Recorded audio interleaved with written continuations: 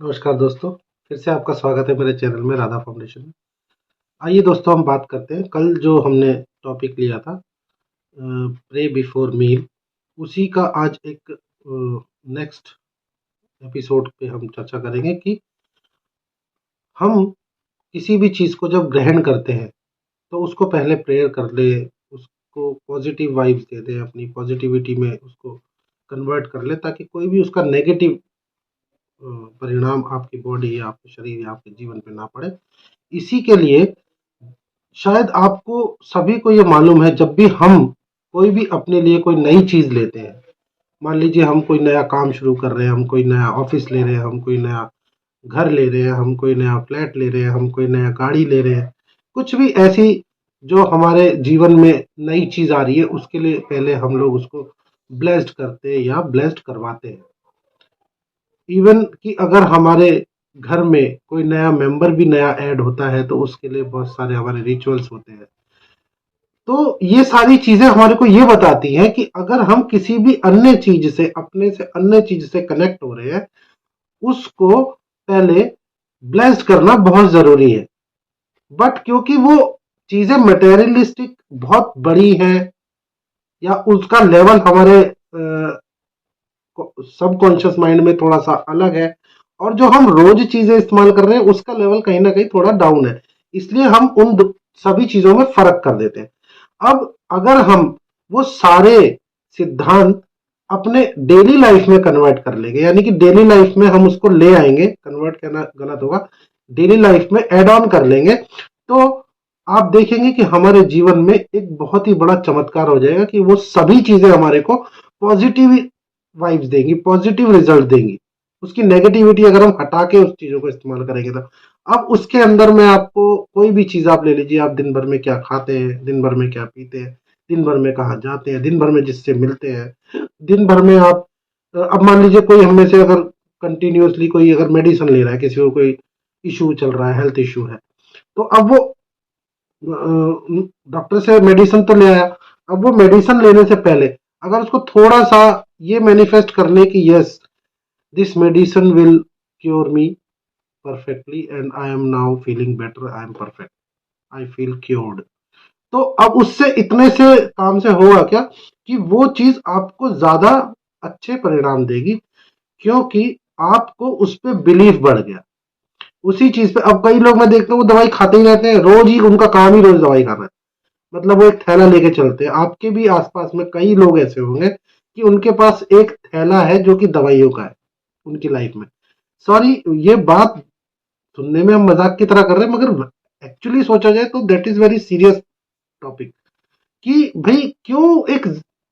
मतलब दवाइयां उनके जीवन का एक हिस्सा बन गई है, क्यों? अरे भाई, अगर आप कोई भी चीज दवाई रोज ले रहे हो,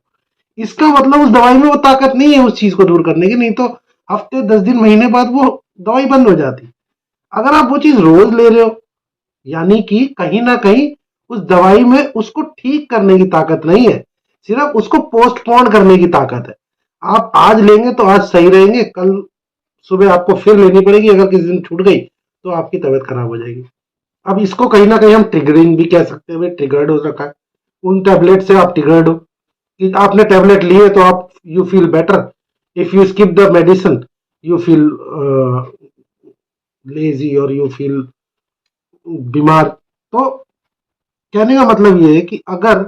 हम किसी भी चीज को लेते हैं, हमारे हमारे पास उसका बिलीव होना चाहिए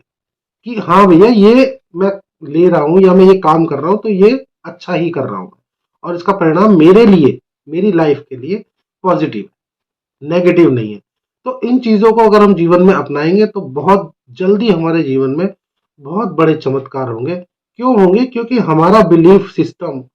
बहुत ज्यादा मैटर करता है हमारी खुद के जीवन के लिए। बहुत सारे लोग या हम में से बहुत से लोग ऐसे होते हैं, हम ऐसे लोगों को देखते हैं कि जो कोई भी काम करे जा रहे हैं, उनको उसका पता नहीं है क्यों कर रहे हैं, बस कर रहे हैं। क्यों कर रहे हैं? अगर आपको उसका कोई पॉजिटिव रिजल्ट ही नहीं हो रहा है तो आपको वो बदलना चाहिए, ट्रैक बदलना चाहिए। या आप मान लीजिए, अगर मेडिसिन की बात कर लीजिए, अगर आपको नहीं फर्क पड़ रहा है तो डॉक्टर बदल दीजिए, आप कहीं और उसको दोबारा ट्रीट करवाइए। मगर जिंदगी भर दवाई ही खानी पड़े, तो फिर ऐसी दवाइयों का मैं नहीं समझता कि आपके जीवन में कोई काम है। मैं ये नहीं कह रहा हूं कि आप दवाइयां वो सारी बंद कर दीजिए, मत करिएगा अभी, मगर पहले कोशिश करिए, कुछ एक्सपेरिमेंट करिए कि आप एक दिन उसको थोड़ा डिले करके देखिए और मैनिफेस्ट करिए कि मैं अच्छा हूं। सबसे पहले अपना बिलीव क्रिएट कीजिए कि आप उसके बिना भी सही रह सकते हैं। तो आप देखिएगा कि कितना, अब मान लीजिए किसी को डॉक्टर ने प्रिस्क्राइब करे हुए मेडिसिन और वो मेरा वीडियो देख के बोले जी आपने कहा था बंद। मैं ये नहीं कह रहा हूं, मैं सिर्फ आपको ये समझाने के लिए बता रहा हूं कि डेली डेली अगर आप दवाई ले रहे हैं तो आप ये सोचिए ना कि आप अपने अंदर एक केमिकल डाल रहे हैं अननेसेसरी, वो कहीं ना कहीं आपके लीवर किडनी वगैरह को इफेक्ट कर रहा है। आप ले रहे हैं, मान लीजिए पेन किलर्स ले रहे हैं, तो उससे होगा क्या? अगर सिर्फ वो उस समय के लिए, छोटे से समय के लिए, उस पेन को दूर करने के लिए आप रोज एक वो ले लेंगे तो चलो हो सकता है वो पेन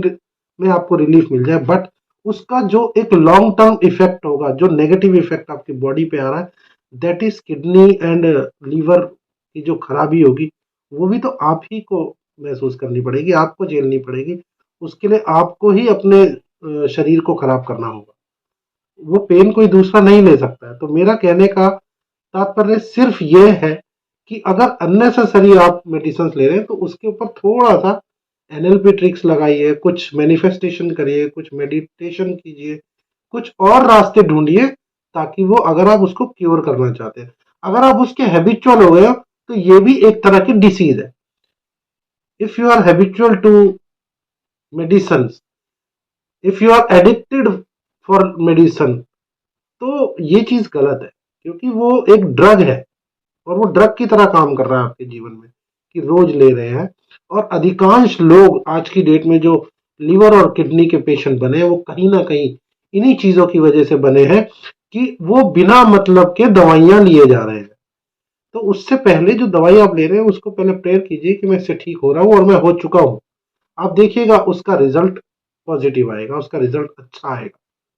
आपको नेगेटिविटी की तरफ नहीं ले जाएगा, और आपने खुद से अपना बिलीफ क्रिएट करना है कि मैं ठीक हो चुका हूँ।